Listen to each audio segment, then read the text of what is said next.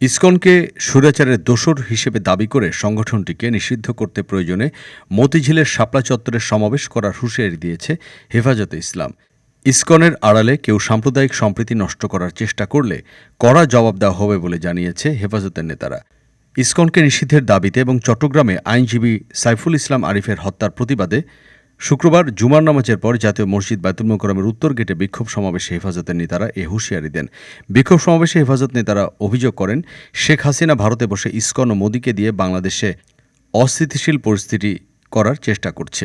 হিন্দু সম্প্রদায়ের মানুষকে সব ধরনের নিরাপত্তা দেবে বাংলাদেশের মুসলিমরা, কিন্তু ইসকনের সঙ্গে কোনো আপোষ নয়। হিন্দুত্ব আর ইসকন এক নয় বলেও জানায় হেফাজত নেতারা। তাদের দাবি, ইসকনের আড়ালে কেউ কেউ এখনও দেশকে অস্থির করে ক্ষমতায় যাওয়ার স্বপ্ন দেখছে। ইসকনকে নিষিদ্ধ করে তাদের সব ষড়যন্ত্র রুখে দেওয়া হবে বলে জানানো হয় বিক্ষোভ থেকে।